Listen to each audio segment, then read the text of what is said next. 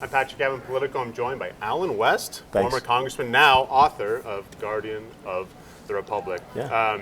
You are now a Fox News commentator, an author. You're here at Politico. This is like the playbook for a guy who wants to get back into politics. Well, the thing is, I will Break always. some news here. Well, I'm always going to seek to serve my country, and a lot of people want to see me get back in. And probably the 2016 cycle, I'll look to do that.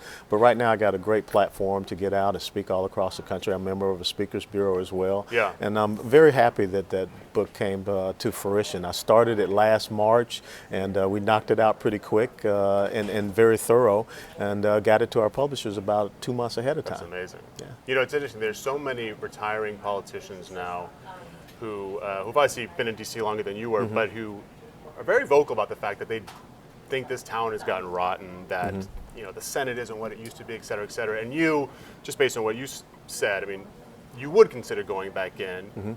So tell me a little bit about sort of your time in Congress. Did it sour you on the political process? And what did it tell you about our town here? It taught me about the inside baseball, and it gives me an understanding of what needs to happen for this country to get back on the right track, on the right footing, being our economy, being our energy, and now we see national security and foreign policy once again is very preeminent. I think that people have lost touch here in Washington, D.C. with the folks that are outside the Beltway, on the other side of the Potomac, and really understanding their needs. And there's a lot of politics that goes on, you know, Republican, Democrat, whatever. The most important thing is they should be up here, you know, trying to make sure that the life, liberty, pursuit of happiness of the American people, setting the conditions for them, and with the right type of policies, not the games that they play up here in Washington, D.C. So you're actually optimistic that this town can actually, I mean, because you know, record low disapproval ratings record low approval ratings for Congress. Sure. Bordering on record low production by Sure. the Congress, and we should know journalists aren't doing much better with their own approval rating. Yeah. But you're actually optimistic that in fact this town can serve the people better than it is currently. Absolutely. Because a lot of people sort of feel absolutely, like but the point is, it is incumbent upon the American people to go back and really understand who they are as American people, what this country was established upon, so that they make sure they have good governance up here in Washington, D.C., and they've got to pay attention. You know, one of my favorite quotes is from Plato. He said, one of the penalties for not participating in politics is that you'll be governed by your inferiors. Right. Yeah.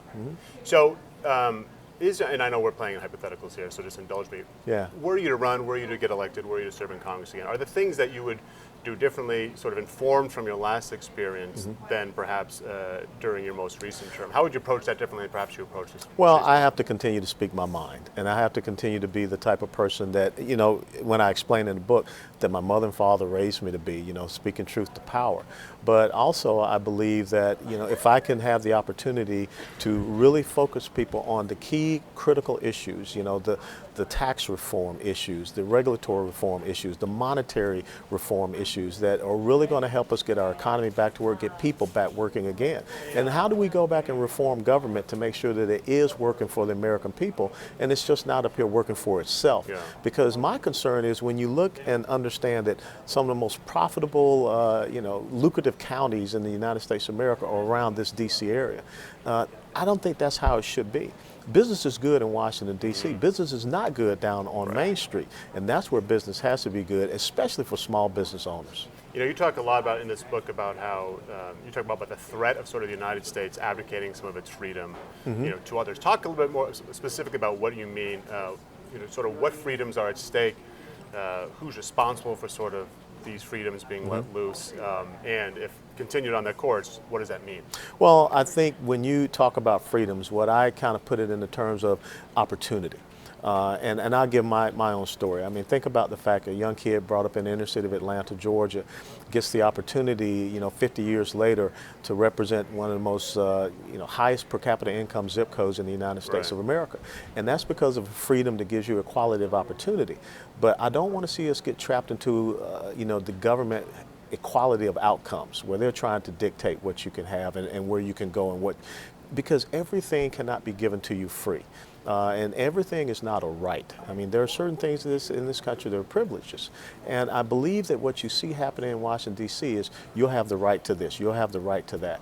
But, you know, in essence, we're taking more freedom away from individuals by, quote unquote, granting them rights. So I think we need to understand that balance between what are, you know, the freedoms that lead us to the liberty, that lead us to equality of opportunity, as opposed to people guaranteeing rights and freedoms, which leads us to equality of certain types of outcomes. And I think that's one of the key things we've got to understand and try to restructure as far as that relationship of government to the individuals. They've got to promote the individual's success. You know, it's interesting. One thing that struck me in here, I think you wrote in the prologue, was you said part of your motivation for writing this book is you felt as if, be it colleagues or journalists or bloggers, like try to fit you into this narrative that you never quite felt for you. Talk a little bit about that, what that experience was like, and what people so far have not gotten about you that you would like for them to get. Well, I think it's interesting because, you know, journalism is a little sensationalism, and people want to blow things up. And what I saw was that instead of people really sitting down and talking to me and saying, well, what did you really mean when you said that? They just ran and put the headline out there. So this book gives me the opportunity to say, this is who I am. Now think about the things that I said and put it into the context of what you're reading here in this book. Instead of trying to allow folks to define me so that they can, you know, be able to sell more papers or have the headline. So I think the important thing about this book is to get people in my mind, get people to understand what it was like, how my mother and father raised me, you know, my experiences through the military, some of the key leaders that I had, and then they can say, well, now I understand who this guy is, and they understand. I mean, I'm passionate about this country because when you come from a family that has served this country over multiple generations, you know, we are truly guardians of this great republic. And I hopefully people will understand that as they go through and read this book. Well, one of the, I think the monikers you've got, sort of journalism shorthand, and correct me if you think this is wrong, is I think a lot of times when people would refer to you, it would be Tea Party star Alan West, or, you know, Tea Party candidate Alan West. And what does that mean? Right. I mean, would Absolutely. would you put that in the basket of these are ways I've been characterized that are either inaccurate? I mean, is it fair to call you a Tea Party star? Yeah, but see, the thing is, what does that mean? Okay. People throw it out there, and so that's why I went back and said, when you're talking about the Tea Party, you're talking about a constitutional conservative grassroots movement. And that's what I go and try to explain, because really when you think about it, most people want to believe that, you know, you look at our founding fathers, you look at the Constitution, you look at the Federalist Papers, you look at the Declaration, everything was about establishing a government that was limited in scope. I mean, the Constitution is supposed to restrain the government. You know, taxation, I mean, that was one of the main reasons we went to war against England. Taxation is supposed to benefit you and the services that the government can provide, not take away from you and to create this onerous, massive government. And so it's those things that I try to understand so that if people want to call me a Tea Party darling, Tea Party star, whatever. You okay with that? I'm okay with that, but I want people to understand what that means, because I think a lot of times people try to castigate that in a negative light. Well, what is the, I mean, if this is something you've sort of kept up on, what is sort of the current state of the Tea Party? I mean, we know that they kind of came to prominence, at least in the 2009, 2010, absolutely. And, you know, every year we probably hear some sort of, probably from people at Politico, some sort of status report on where they are in terms of their influence. I know to speak about the Tea Party, it's a gross generalization, but in your eyes, generalize as much as you want. Where are they in the political scene? I still believe it has an influential aspect as far as politics in the United States of America, because it is a grassroots movement. It is based upon our fundamental documents. And you know that it is influential because a lot of people are going after it, being people on the Republican side and the Democrat side. I think that what you saw with the IRS targeting scandal was it was a very important part of what happened in the midterm elections 2010. It was a key player. They did not want the Tea Party to be a key player in 2012, but I think you will see it also be a key player in 2014. So if anything, you're getting people interested in this thing called politics. You're getting people interested in this thing called policies. When people are sitting around watching C-SPAN and watching how people vote and going back and reading the legislation and understanding it, that's a good thing for our country. We should want that to happen. You know that the Tea Party, fairly or not, sort of could get pigeonholed as some people as sort of, you know, you go to a Tea Party rally, you find the 10 craziest signs, which you could do at any political anything, rally. And they could be but be plenty plants. of people certainly wanted to dismiss them as either racist or extreme or whatever.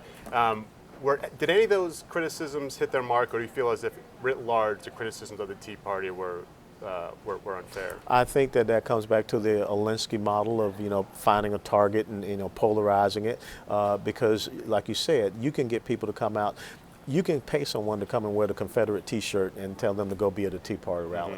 But when you think about why people are there, when you look at the speakers that are there, it is not about racism. It's not about extremism. It really is about, the fundamental documents that establish this great nation. But the problem with the Tea Party is, and I've told them this, as long as they believe that they're stronger being decentralized, they're going to get attacked. They have to be able to come together, and they have to be able to have spokesmen and women that can go out there and articulate their message. Get organized and professional.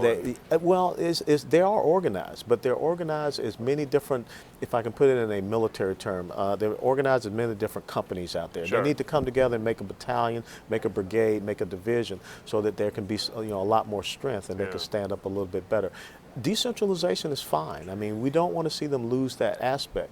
But when you have to go up against the behemoth that's Washington, D.C. and the Washington, D.C. media and how people can caricature you, you've got to have those key spokesmen and women.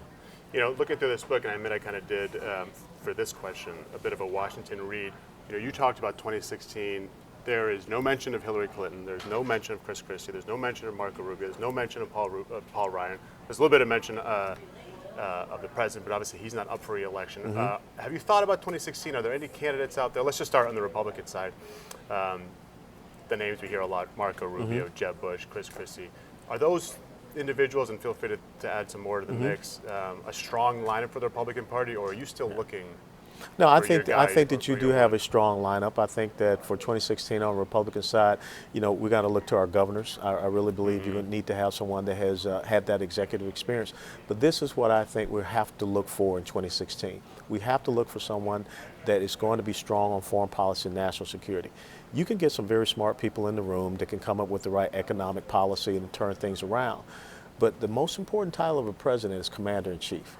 And right now, when you see what is going on in the Ukraine, when you see what is happening with China, when you see the unrest that is happening down south of our border in South America, we're going to have someone that is very strong on foreign policy and national security and knows how they want to put together a deterrent force and really how they're going to interact with other world leaders. Because right now, I think that our reputation is very, very tarnished. I mean, people see us as being weak. I mean, look what just happened recently with North Korea firing shells in, into South Korean waters. And 4 years ago, we had North Korea sink a South Korean naval vessel, killed 46 sailors. So we need to have someone that is able to really be strong on, the foreign policy and national security. And a lot of people aren't talking about that. And I think that's very key. Well, and do those individuals I just mentioned, you feel like, I don't think people look at Chris Christie as a foreign policy that's expert. That's the point.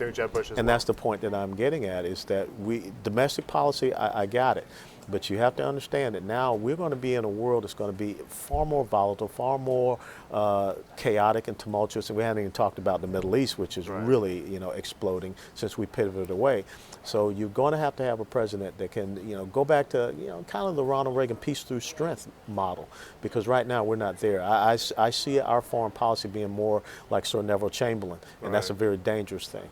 Sort of unrelated. Does this Fort Lee Bridge scandal, call it what you will, with Chris Christie, concern you? Do you feel as if he's answered all the questions? No, I mean, look, I'm not a New Jerseyan, so I really don't know. And I think that, people are seeing him as a preeminent entity and they want to, pin something on him. But I found it very interesting that, folks want to have a select committee on, traffic lanes, but they don't want to have a select committee on Benghazi. Let's switch to, speaking of Benghazi a little bit, 2016 for the Democrats. I assume you won't like any of them.